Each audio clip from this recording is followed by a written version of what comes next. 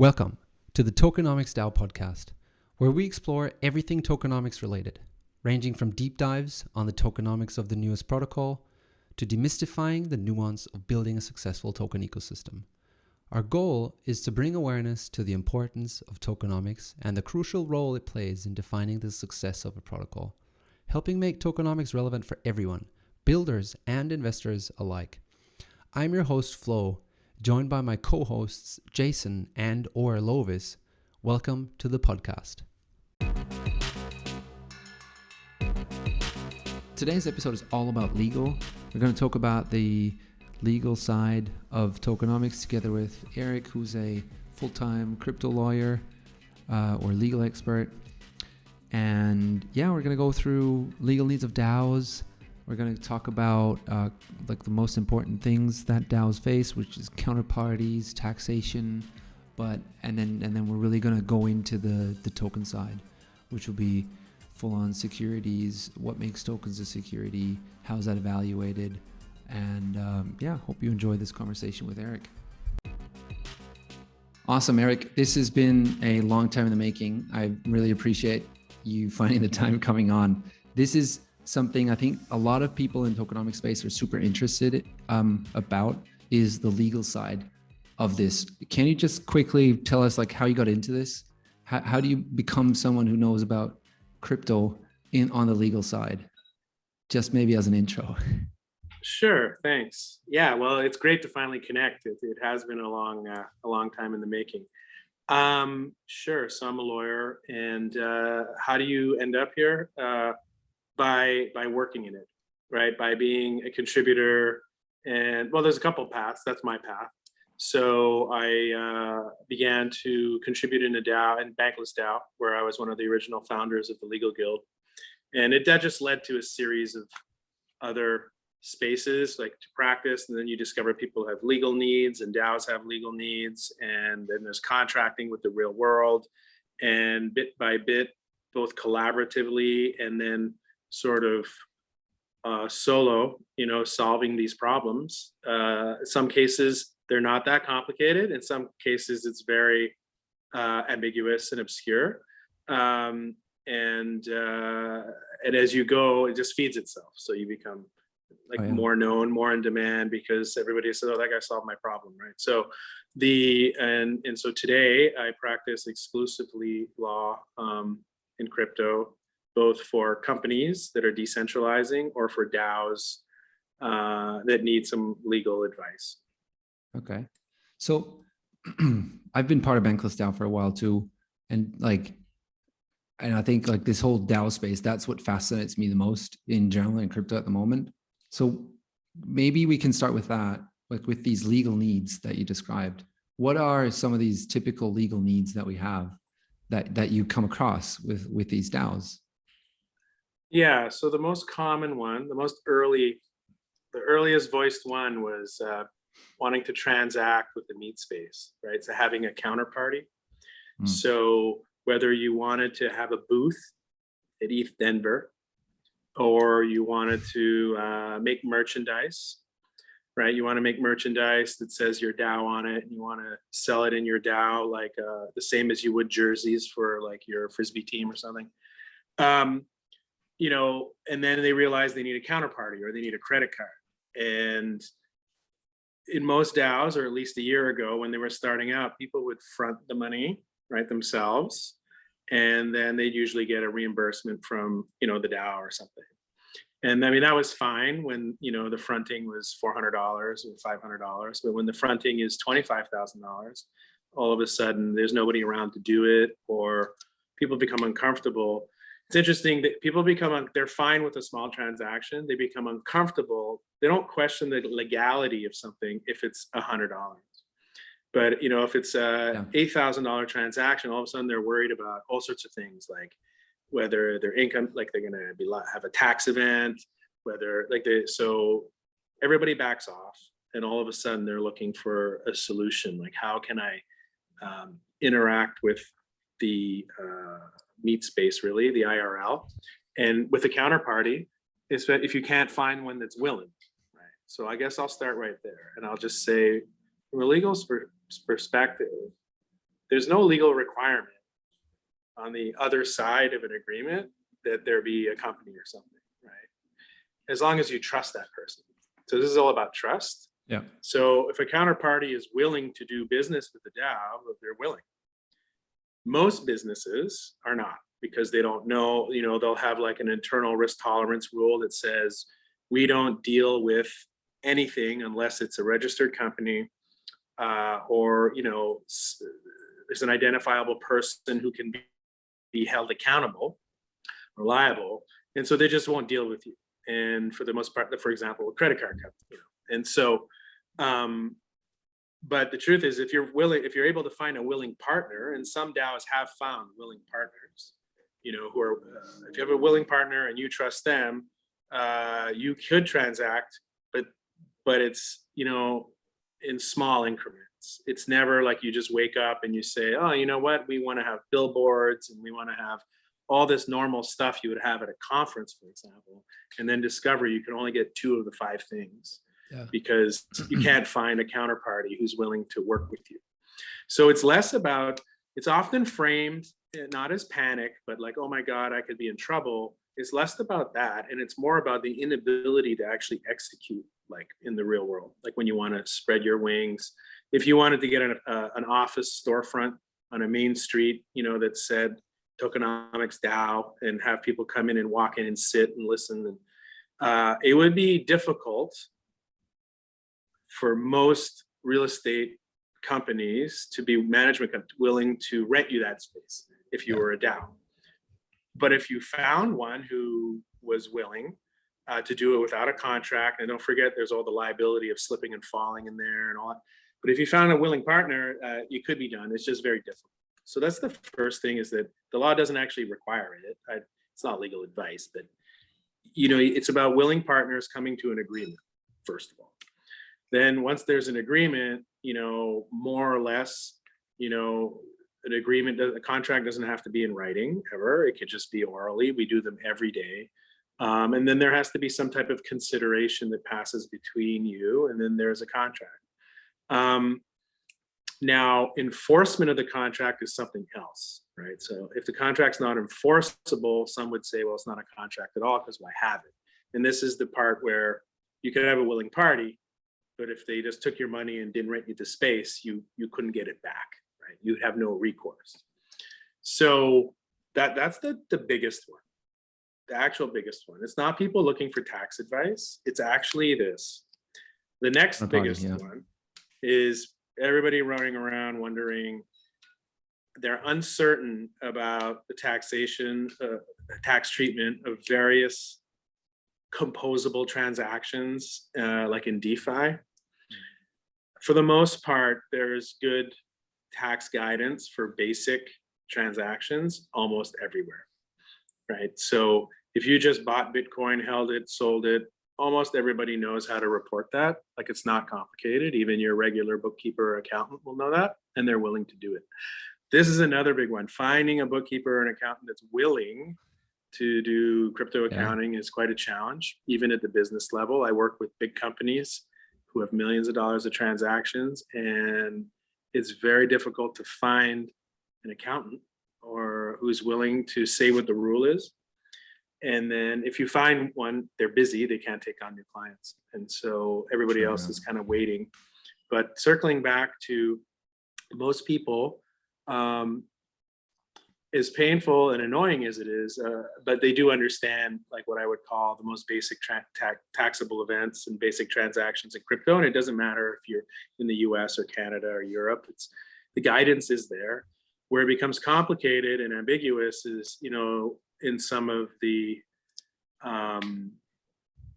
composable transactions, like in DeFi. And there the rules are different everywhere, because in some places a cryptocurrency is a commodity, in some places it's not, and so the treatment's going to be different all over the place. And so there it becomes a little ambiguous. What I've told anybody who I deal with is just be consistent, right? Because the chances are that the person interpreting your tax return has any knowledge about crypto is very low. Yeah. So what they'll be looking for is something that they understand, which is consistency. So if you always say that you took the average price at noon, make sure you took it at noon, right? When you're rebuilding, right? Because they'll just see that. They'll see it's consistent. There's no reason to think that it's sneaky because one was in the morning, one was in the evening. Like if you're, you don't have the exact numbers and you have to rebuild something. So just always be consistent. Consistency will usually, even in the regular tax review, consistency is usually more important than the actual substance, right? Because they just want to make sure that they're always getting a fair amount that they're due. And if it's ambiguous, they just look to generally that it's consistent. And if it's consistent, it would be fair. So that's an element of that. So that would be the next one, the tax treatment. And then of course, the third one is everybody wants to launch a token, and then they want to know whether it's a security specifically in the United States. Apparently nobody seems to mind if it's a security elsewhere, although it can be because there's security laws everywhere. And they tend to be focused on the US application and the regulations. And part of that is because it is an aggressive enforcement, or it can be. And more so than say some other countries. It doesn't mean other countries don't do it. But it would be quite egregious, for these smaller countries to make big worldwide actions. Usually something that's, really based in fraud and wrongdoing. Yeah. And like US is by far the biggest market, right? Like the market participants in crypto currently are US based, or citizens or whatever. And so that would be the third one, and in that order. But if you didn't participate in a DAO ever, you would think that the security one is number one, but it's really not. It's actually how to transact with the real world is the first one. Then also how to get a bank account if you can. A lot of people do that. Like, I mean, you can just start a company.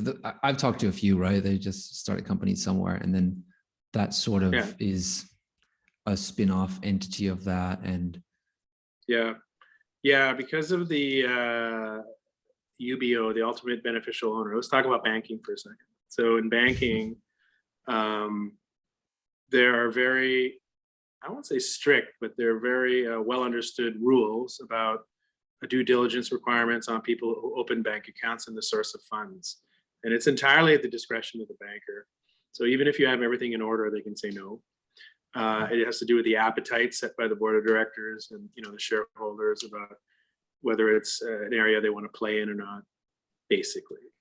So that's the first thing. In order to have an ultimate beneficial owner, you usually need to have like a company, right?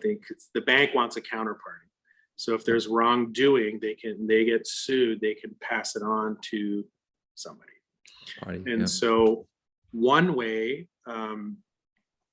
DAOs are getting bank accounts is by setting up, like you said, a small entity somewhere, whether it's for profit or not for profit. Doesn't really, there's a few little differences there, but you just set up something very small that has a very singular purpose. For example, let's say you just wanted to sponsor booths at conferences, or you just wanted to make merchandise. Right? So it only does that. Like it doesn't do, like all forms of business. Because if it does all forms of business, what you have is just a regular company that's masquerading as a DAO, right? So it tends to be like a very narrow scope, and it's just to solve this problem, right? This one problem they're facing, and all DAOs will be facing a different problem because they're not all selling T-shirts or all having booths at a conference. But those are two examples that are familiar to me because I've seen them a few times. And so that's one way. Another way is to find a willing counterparty who's willing to just take the trade, right? And then do the work for you. So it's like contracting with a service provider. So you could, send the service provider, the funds plus some cut, and then they just do all the buying for you. Yeah. Right. Yeah. By proxy. That's another way. And I would say in the early days, that was way more common. Earlier days, we're still in the early days. So, but those are like two main ways. And then there's other, and then it just depends what kind of DAO you have, like what its purpose and objects are. Because if it's a for-profit, whether it has a foundation association behind it, whether it's a pure DAO, those will all vary a little bit. For certain, if you have a big foundation with $1 billion in it, the foundation will take care of all that. So it just kind of depends what your the output of the DAO is, right? And its ultimate aim, and we'll kind of decide what to do. Yeah. Many people think they have to go to very far away corners of the earth to do this. And the truth is, in most cases, I don't know individual circumstances, but in most cases, it's almost always better to do business where you live. It's always cheaper. It's always easier. You might have a level of compliance. It's interesting. People say, well, I don't want to do that because they don't want to have compliance, right? Like they'll say, I don't want to pay 15% sales tax on everything or something and have to record that. Yeah. The truth is, you just find a bookkeeper that you pay them $100 a month or $200, and they just do it for you. They take care, yeah. They take care of it, so it's transparent anyway. But the likelihood of, I'll just say that it raises no eyebrows to, I call it the plain sight solution. I've had dozens of clients who recoil at the idea that you would put this little tiny entity that does very little, and you would put it in plain sight and get like a normal bank account from like a name that you recognize. Mm-hmm. And I tell them all the time, it's way easier because you're in 100% compliance with everything, and you're in your home territory. There's no unknowns. Like, you have to trust somebody in a faraway land that they're not gonna give away your secret, or like it's usually better to do it right where you live. Yeah. But it depends on the scope of what it is you're trying to do. But the plain sight solution, I think, should always be considered. And it's also a lot easier to demonstrate on inquiry. Like, let's say your tax authority came knocking and said, hey, I'm curious what you guys are doing. You can just show it all. And they go, oh, okay, it works. And they mind their own business. Like a business, yeah. If it's in a faraway land and it's obscured, they keep asking more questions. Yeah. And, if you get this Panama thing, that always kind of sounds suspicious, right? Yeah, and of course, certain offices in certain countries, like whether it's Germany or Canada, US, people work there for decades, right? So they always have, it's a personal bias. Like, you could just be at the desk. If you're in Panama and you land on the desk of the guy or girl, woman that hates Panama, all of a sudden, you're on the top of the pile. Yeah. Sorry about that. I just had to. Yeah. Okay. And so it's just something to think about. So the next thing is liability. So it's a common topic. You hear this all the time. DAO wrappers, liability. You could be liable. You could all be liable as partners. I never met you. I'm one of 15,000 people, but I could be liable, and so on. And I would say there's a lot of that out there. I don't want to say that it's never or not happened, but to my awareness, it's not actually happened yet. DAOs are not that new. It depends what you're doing, for sure. And it depends the same way, just in the real space, what it is that you're up to, and how are people participating. So every circumstance will be different. But one thing that you'll often read is it'll say the advantage to being incorporated somehow is to sue and be sued. And I often tell clients, I said, I've never heard, people who ask, I say, I've never heard it as an advantage to be sued, right? Yeah. The one thing it does do, so it comes like as a double-edged sword, right? There's two sides to this.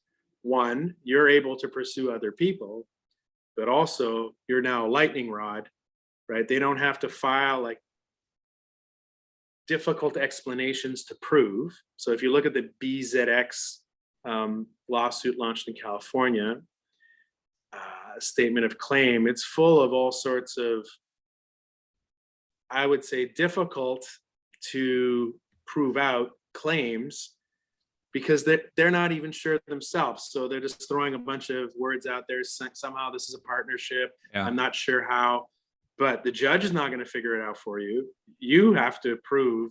It's a tall mountain to climb. Yeah. But if you were just registered somewhere, they would just say, I'm suing them because they're Exactly. registered. Yeah. I picked that company. So it works both ways. Like there's two sides to this. One, there's a lightning rod to attract trouble. The flip side is that you could pursue someone if you needed to. It's inevitable that frictions will happen and people will be disappointed and founders will leave angry and want to sue the other founder and all that kind of stuff. That's normal. It happens in the real world. It'll happen in DAOs. But at least at the moment, the DAO space is one of more of collaboration, I would say, than the commercial space. Mm-hmm. And I've already dealt with 2 or 3 incidents where a disgruntled early contributor was leaving, and they're not friends anymore, and they want to have their tokens that we're going to vest in the future. But so there's a big dispute, and I tell everyone, you're better off to just painful as it may be, like, do you still want to work with so and so? No. So, well, you'll be working with them for the next 3 years if they're suing you. So you'll be better off just pay them or give them something, make them feel, and let them go. And for the most part, people are really amenable to that, because the flip side is painful, annoying, it's taxing, and it's always lurking. And so it's true in the real world, except in this mature suing, like a commercial space, it's like the first go-to. You go to first base, you sue somebody. Yeah. And once you get people who are experts at it, they're not really negotiators. Years ago, I took a negotiation course at Harvard, a certificate, and it was really interesting. They said only 7% of all lawyers that they collect data have ever taken a single course on negotiation. And I thought it was really ironic, because people rely on lawyers to negotiate. Yeah. And for the most part, they just dig in and they call it, vigorously, defending the rights of somebody, which is a code for digging in and refusing to do anything. Exactly. And making a step towards the other side. Yeah. Yeah. And so, collaboration, settling, coming to an agreement that nobody likes, but it brings the problem to an end, is, I think, a little more prevalent in the DAO space for now, which is kind of helpful. Yeah. So on I guess, obviously I'd be most interested in the token side, as the Tokenomics DAO is. And even though you say that's not the highest priority in these issues within DAOs, or the legal needs within DAOs, but I'd say it's certainly one that there is a lot of trouble behind, right? And that's because of securities. So, and in the US, it's kind of that way. If you have a certain type of token, or you program certain type of mechanisms into your token, then it needs to be registered as a security. So why is that bad? Why don't you just go and register it as a security? What I've understood, it costs quite a lot of money and is a tough process to go through. So I can understand why they would avoid it, right? But why is it bad? And what makes something a security? Maybe we can go through this Howie Test thing together. Yeah. So you're right. So the distinction between the first legal things and this security is the risk, right? The risk is much higher on the security side, as opposed to, getting a credit card or a bank account, solving these operational problems, because the counterparty is the government, right? With, theoretically endless resources.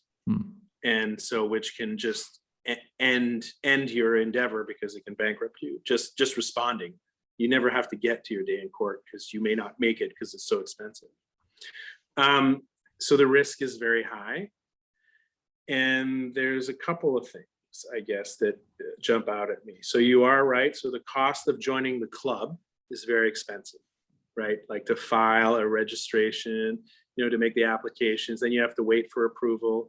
If you look this morning, Avanti Bank, Custodia now, just sued the US government because they've been waiting for their bank charter, crypto bank. They've been waiting for a bank charter for, I don't know, I feel like I saw the CEO on TV in the first week of the pandemic, right? Because they're not issuing a decision. Yeah. It doesn't take 2.5 years to make up your mind on a one-page form, right? And so, there's a bunch of frictions, and it's very expensive to register as a security, right? And if you don't have the kind of money, they're going to force you to become a security because you have to go out and raise it, right? Yeah. So it's kind of like a little bit of a catch-22. There's a couple of things about a security I want to share, which is people describe a security as a thing, and it's not. It's an opinion, right? Security is a made-up legal fiction, and it's an opinion. And over the last 100 years or so, wherever you may live, different courts have taken each like infinite number of scenarios and decided whether something is, in their opinion, also a security or not. And so if something has already verbatim, fact for fact, been, you know, declared a security by a court, then it is. So you can be comfortable knowing that it's what you're doing is probably security, and you should probably be registering because it's already been decided once in 1930, once in 1950, once in 1970, once in 2005. You're not going to be the exception. But if no decision has ever been rendered on something that you're doing, and it doesn't fit squarely into the exact same fact pattern, then it may or may not be a security, right? On the opinion of a court of competent jurisdiction.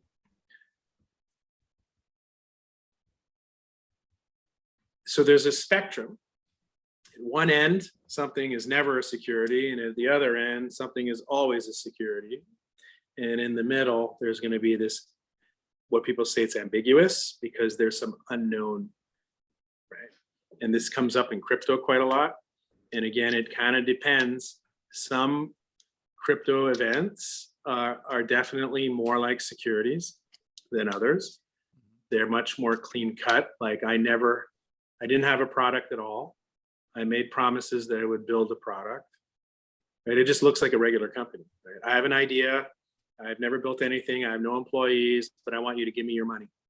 And if you give me your money, then I promise to give you a share of the future profits. And first we'll hire a good team, then we'll develop a good product, then we'll go out and we'll get more investors. And so that's like a regular business. And that sequence of events is already in existence. But not all crypto activity looks like that, right? And so some crypto activity is just like a utility voting token. Right? It has like, it may have a monetary value, but it's a membership. You have kind of a not-for-profit going on. Like it could be traded, but you know, the idea that it usually goes down, I always find quite interesting. You know, for the most part, most crypto is not really going up, and it can go up periodically. You know, and it's separate from like the native blockchains, right? And every one of those elements, like proving that there's an expectation of profit. If you took, for example, 8,000 cryptocurrencies and showed that only 4 of them went up, and nobody ever promised that yours would go up, you know, you have to prove out every one of those statements, like you had an expectation of profit from the work of others and so on. And so I'm not saying that it's hard, impossible, but there is definitely areas where, and a lot of the legal Twitter and on the Substack articles that are written not by lawyers and in the CoinDesk articles where they just skip something and say, oh, you may be liable for this, without mentioning that it would have to be proven by evidence in a court of law, which is a huge, about the partnership thing, or that, you could have a security, but without mentioning what it would take to bring that opinion over the line to say it was a security. What I often tell, sorry, go ahead. Yeah, maybe let's take a step back and go through this real quick, right? There's this Howie test, and this Howie test is like, I think it's from like the 1930s or something, like quite old, and it has these criterias with which you basically answer. And you mentioned a few of these, right? Maybe we can quickly go through that before we go to that next step. Sure. So I'll start by saying that I practice law in Canada, and it's a US test. We do use the same test here. It's not called the Howie test, but not all our decisions are the same. The principles are similar, and the principles are going to be similar in Australia and elsewhere. Any legal test, not just the Howie test, eventually, usually a Supreme Court, to settle any confusion, comes up with legal tests, and they're usually procedural: step 1, step 2, step 3, and then they'll say, and they're conditional. If the first thing exists, then the second thing must exist. And once all these things are present, then the test is met, or the burden is not, met. And the Howie test is a test, so that's what it means. And the Howie test has a number of parts to it, and for the most part around crypto, everything focuses around the expectation of profit, and derived exclusively or solely from the efforts of others. So the way I often explain this, and I think the first time you and I met, I talked about the snake oil salesman who's standing on the back of a wagon. I was saying, situated in time, like at the time, the Great Depression or whatever. And, when you're wondering what you're working on and what you should be saying and not saying, is just picture somebody in the back of a wagon selling cough syrup, and claiming that if you invest in his cough syrup, that, you would have eternal life. Right? So you're making all these promises. They're standing on the back of the wagon, waving the cough syrup around, claiming this elixir has all these benefits. So creating expectation, either of profit or eternal life, doesn't really matter, right? It's this great expectation being created by the things that are being said, by the things that are being marketed, and it's not exclusively that, but for the most part. And then the next thing is exclusively by the work of others, which means like you don't have to do anything, just give me your money. Like, part with your money, don't worry, I'll call you back when it's time for you to get rich, right? And so and what goes on in DAOs, to a certain extent, you have different types of members. You have contributors, who could be tough to say they're relying on the effort of others when they're contributing their time. It is gray area. But this goes back to my earlier example, which is just that if it looks like a regular business and the only thing in common is it's just digital, then you have a regular business. But if you have the managerial decisions being made by one person, so this is where the decentralization, which is not part of the Howie test, but the decentralization of the unity of command, if you will, right, of the decision making, is presumed, is like underneath the Howie test. And so there's a number of factors at work that make it, for some circumstances, grayer than others. And maybe I'll pause there and I'll let you ask the question. Yeah, the interesting thing that I definitely see with that, like, everybody sort of puts into their token these governance rights, right? And governance, from my perspective, is like, most people are not really interested in governance. Most people don't care how the Uniswap protocol is really developed, right? They're not going to go and vote on every proposal. And I think you can even see that in a lot of protocols that it's not really the case. But what I figured is the reason why all of these use it is to make sure that they're kind of safeguarding here to not fall through this Howie test, right? Or pass it. I don't know I don't know which one would classify you as being a security, right? But I think a lot of them, they would have some really interesting ideas for their tokenomics, but they're sort of limited by this risk of being a security. So they come up, oh, let's just slap some governance on top. Let's do some staking or stuff like that. Well, that may be, there may be some grain of truth to that, like now, but I would find it doubtful that 3 years ago, people were starting out and saying, you know what, I'm worried my token's going to be security, so I'm going to give it governance rights. Yeah. Right. I think that when they started out as governance tokens, or tokens that are governance plus have some value, there was no influence of the Howie test. Yeah. It was this purely designed that way. And I think the securities question comes later, right? Once we see, because the space is just like real life. There's some real fraud that goes on, just like in real life. There's real snake oil salesmen, right? There's rug pulls, there's raises, and no different than in real life. That happens every day. And so what happens is once these adverse situations happen, you know, whether it's a fake token raise and then a rug pull and somebody runs, and then that gets reported to authorities and they say, oh, wow, incidentally, this looks like a security, right? This looks like the exact same thing that I investigated last week, but it was stock. Yeah. And so I think that this is where the traction comes from originally. Like, I don't think that the regulators woke up one morning and just said, you know what, I think all of crypto is a security. I think that they receive complaints, right, from people who have been wronged, fooled, victims of fraud. And when they look at it, some of them look identical to something that occurs in real life that they already manage, or they already correct or monitor or enforce against. And so that's where that traction comes from. I think also on the larger scale, when you look at the mandates to sort of protect the public, which it looks obscure, but it's definitely there. You know, it may not always seem that way, but underlying, it's something they consider, which is to protect the public.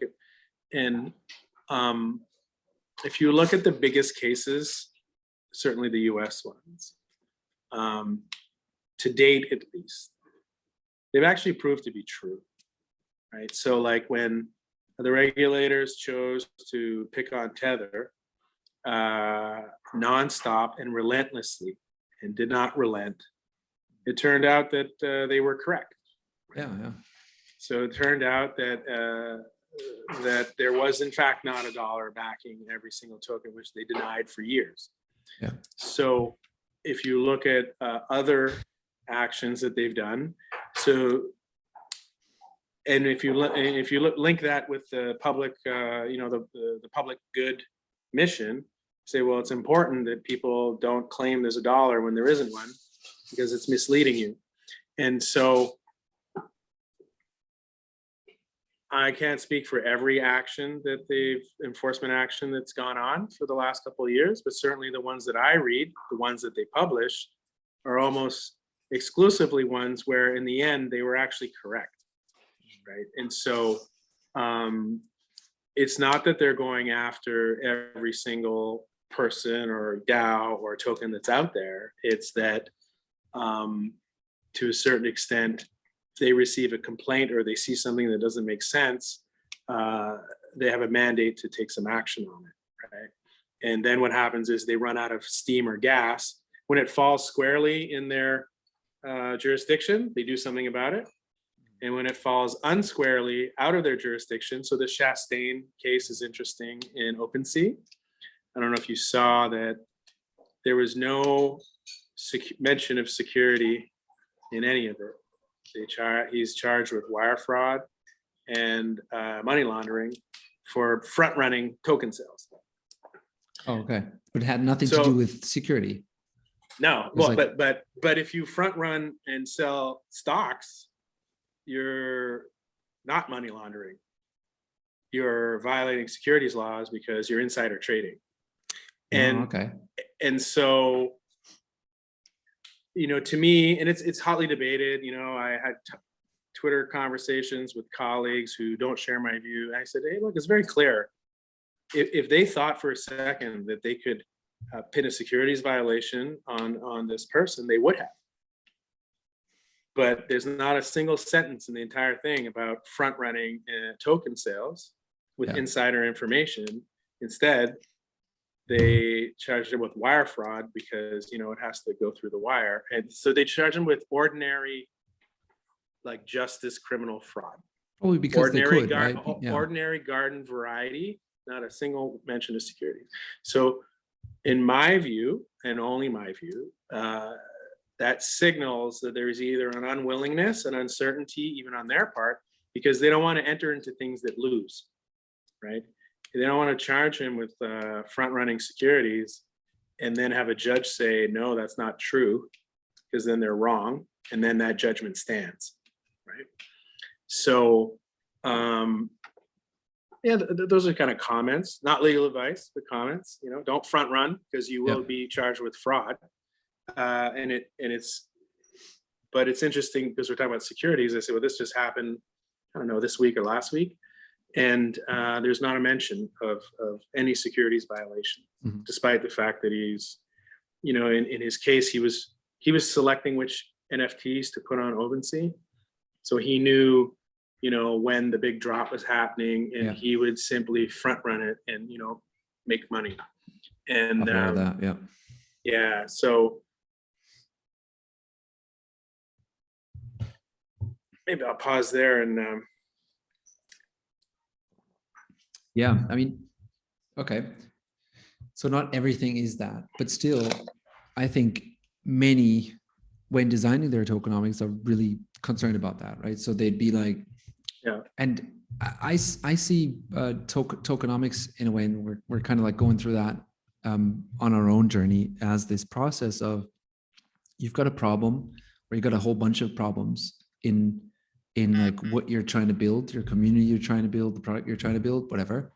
And you're try to solve these problems with certain incentives. So you might go, we want all these random people that work in our DAO. We want them to really focus on this long-term thinking with our client. We want to make sure that the client is like served well, is happy at the end, and we'll even get a reference at the end. So how do we instill that? What kind of mechanisms can we use to sort of like build that up? And then you come up with some mechanisms, perhaps, right? You'd say like, okay, for every client project that you do, because they're all strangers, right? We don't have any employment contracts between them. They just are in this DAO. So what can we do? Maybe we can, for every project that they do, they'll have to lock up a certain amount of money, and that then can be, I don't know, taken away from them if they don't do that. So I think basically of this whole tokenomics space, as you have all these different little mechanisms that you can use to solve all these problems. So, and I'd be super interested in like seeing kind of like, is there like a way to think through the legality or maybe the securityness of these different mechanisms?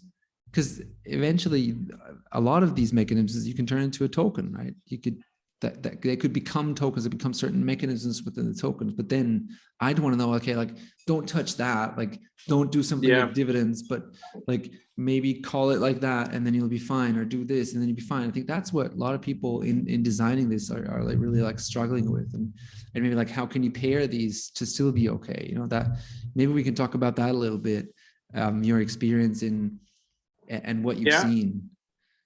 So there's a couple interesting things that come to mind. I've worked with a fractionalized real estate DAO, and they were doing, and it's like a multi-level, multi-stage, because there's a property, and then there's like, I'll call it a sub DAO, and then there's a bunch of moving pieces, and with the money flow. And it was really kind of interesting when they showed it to me. the first question I asked them, I said, oh, this transfer of money here is going to be income, right? Doesn't matter where they live. You're going to buy a building for 500,000. It's going to come in, and it's going to be income. So that's going to be taxable. So you're going to need more money to come in. And then, this conversation, and it just seemed, in that case, seemed really obvious. I just said, well, you can just make it a loan, right? You just make it a loan, and then when the property is sold, the loan gets paid back, eventually, and that avoids the issue of getting taxed when the money comes in. So it's always going to be circumstantial, because there's more, in that case, there's more than one type of fractionalized real estate DAO out there. They're all doing different models. Loan may not be the answer for the other one, but in this particular one, the design of the token flow and all that kind of stuff, and the tokenomics itself. One of the friction points was how do you not make a massively taxable event occur? And the answer was just make a loan and code it, code it into the code that it's a loan, that it's reversible, and then it goes back. And there's a trigger that happens, and that there's some kind of yield that's paid on it. And the other example that came to mind when you were talking about that is for DAOs not to rush into the token. So because it's like everything in law is always about what are your personal facts, what is your DAO's particular situation. Everything from how the governance works to what the output actually is will matter. And that's why the answer for one will not be the answer for the other. And in DAOs that don't have a token yet, they have an advantage that they can figure out what it is they actually need to incentivize when the token just exists. Everybody says, let's use the token for this. Let's use the token for that. Let's use the token, right? There's not a really lot of thought in the design and planning that goes along, because you just have a token. And if you operate your DAO like on the crawl, walk, run principle, where at first you only have 12 people or 20 people, and you agree that you will get a token, but there's going to be a 6-month period, and we want to come up to 200 people or 300, and then you will discover through your arrangements what needs to be incentivized, what is the real product that you're putting out, what's the demand for it, and therefore what characteristics your token needs. And I would just say that if you wake up out of bed and you say, I want my token to have like 3 different rights on it without really thinking about it, chances are you're going to sort of overqualify what your token needed to be. And anytime there's unused functions of something, it's like leaving, open wiring in the back closet, right? Like there's power running through it, there's no caps on it, and nobody's paying attention. And so those things can come up to bite you later, because you created functionality that was not necessary and that wasn't used, and nobody's thinking about it. The next thing you know, it could be that functionality itself that makes it a security. So cautious design is the other thing that came to mind when you were talking about governance token and just designing the tokenomics of how the flywheel is going to work. Yeah. Increasingly, I'm a big fan of like reputation. It's coming up a lot. Me too. And I feel like reputation and tokenomics eventually will have a place together. Right now, they're kind of separate concepts, but I feel that because reputation can be counted in tokens, also that there could be where there's so many ways people are under development to reward contributors that are not direct, I'll say, cash compensation or cash substitute compensation, and that those developing ways are looking more and more interesting about how some of them are less and less on that spectrum. They move away from the security, So Like if you can't sell your reputation, but your reputation influences your ability to transact, it can influence like how much benefit you can acquire without itself being a security. So it's kind of interesting to me. Like if like some DAOs have 2 tokens, you can have like a reputation token. Right now, some DAOs have a governance token, and then an operational token of some type. There are other DAOs that I've been talking with who actually have a reputation token, in addition to it has no governance rights, and then it has an operational token that has governance rights. And so they're building a little bit of a flywheel, and it's kind of interesting. So there's still a lot of experimentation going on, because we're really, really still early. I mean, we're going to hear this for the next 5 years. I was in New York a couple of weeks ago presenting at a thing called Crypto Nexus, and they had a slide, and they showed the internet adoption, the iPhone, when the internet and all that, basically on a 1-for-1 basis on the exact same, they have the exact same chart. We're 12 years away from the iPhone in crypto. That's incredible. Which is the first smartphone, because we didn't have, I'm old enough to know that we didn't have a smartphone. We just had a flip phone that dialed. And me too, yeah. and that it took I still remember the first person that ever showed me one. I was sailing on a boat. They're like, yeah, look, we were visiting. And it was like the coolest thing. We're like, wow. And then all the apps did was they poured beer, they make cups of beer, and there was nothing really, but true. But it's all normal now. Facebook didn't exist. All that kind of stuff. So we're still really, really early in the experimentation phase of a lot. And I would just say that everybody needs to get some kind of legal advice at some point. People call me every week. About 30% of the time, I give them a couple of free nuggets, and I tell them they don't actually need a lawyer because they're worried about something that's not real. And then the other time is they've already built an entire metaverse and already sold land. They've already done all of that and never talked to a lawyer before. Yeah, that's the opposite end. Yeah. And so you're like, okay. And then you start asking questions like, where do you live? And so, and in some cases, because they didn't expect to be successful. And there's some lessons there, right? So they just thought, we're going to do this, and their thing's taken off. And now I don't want to say they're frightened, but they're nervous because, they've never had $1 million in a wallet before. And most people never will. And they're like, whoa, maybe we should talk to a lawyer. Right. Because they were unbeknownst to them, they become very successful. And it turns out everything they're doing is actually in the security realm, So is it often too late then? What do these guys do? I would say it's never too late. It's never too late. It varies by country. There's always some type of voluntary disclosure, right? You're always able to come forward. Most countries have some type of amnesty. I won't claim that the US does, but usually if you've not paid your taxes, you haven't administratively complied with some administrative rule, there's usually a amnesty channel of some type to come forward and then make it right.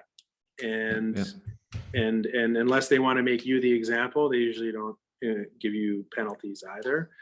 And but one thing I do want to say, because I don't know what time it is, because it's coming to my mind. We've got a couple of more minutes, but it's just I wanted to sneak in something here, which is that you can run afoul securities laws even though you don't have a security, because making false claims, right? Pumping something that's not real and claiming it's a security, right? So it also runs afoul security laws. So, there's that, and then there's the piece of advice I give to every single project, which is I say have really good disclosure. Yeah. So like because there's a difference between a criminal offense and an administrative offense. Mhm. An administrative offense is usually a fine, right? Yeah. And if you've made money, you can usually pay the fine. Yeah. And then the amount of the fine is usually based on how much money you made. Okay. But a criminal, enough, a criminal complaint against you is really serious, and failing to disclose, right, is not good. It's fraud. Yeah. And so you could fail to register. I'm not telling people not to register. You can fail to register. It's an administrative offense in most places. I don't know about every country, but failing to disclose is fraud, right? Because you're basically lying about something. And so one thing to just have really good disclosure, even if it's just a link on your website, populate it with all the risks, have true disclosure. If somebody controls 80% of all the tokens, and there's no hope, make sure you write it. Yeah. Even if it's hard to find, I would say don't make it hard to find, but because if ever your legitimate project in the future runs afoul and they clarify the rules and they go retroactively and they look around. So a lot of this is about administrative law and how it's practiced and how it's enforced. If they go backwards in time and they look and they say, okay, you had disclosure, no problem. You just failed to register or file a paper with us. So, you'll have to pay us $100,000 or something. Maybe it's more, maybe it's less. But if they go back in time and they say, you both committed a fraud and you failed to register, this is where you end up, like in the Southern District of New York, and these things you see on TV where, first of all, you can be bankrupted. And second of all, not too many people go to jail, white collar crime, but it does happen if it's egregious, right? Yeah. So, I think I'll stop there. Okay. But, disclosure. It's a really good piece of advice to everybody: is disclose, and it's never too late to make new disclosure, right? To review that as time goes on and go, oh, I forgot about that, because again, just because it's imperfect. A lot of law, doesn't matter where you are, is usually about being a good person. In the common law tradition, they call it like the clean hands doctrine, right? So even if you made a mistake, you tried to correct it, even if you're just being a good person. And it looks for those things. When it comes to time to give a penalty, right? It looks at things like that. And it just says, you know what? This is why sometimes, historically, you'll see somebody just gets to walk out, even though they actually did something wrong. Yeah. And it's because they demonstrated they had clean hands. They tried to fix the problem. They were always trying to do the right thing. It's just it's something to bear in mind as you navigate your way through uncertain legal landscapes, right? Not to be underhanded and to be forthcoming. So. Yeah. I've got a ton of more questions. Go ahead. Well, give me one more right now. There's just a lot of things. Like maybe we can do two more things, right? Maybe we can do like this.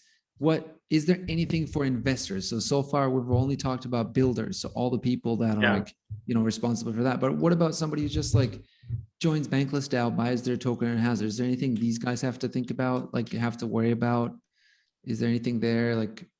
Yeah, so in the Bankless example, which I know well, so you buy tokens to buy a membership. It requires 35,000 tokens to get in, and then you're a member. So it's just a membership fee, just like at the golf club, the yacht club. It's a membership fee.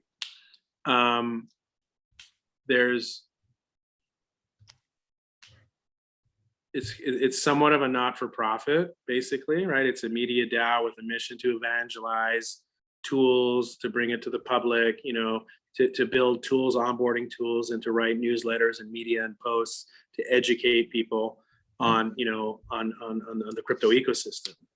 So I would say that falls on the spectrum of securities. Do you need to know something?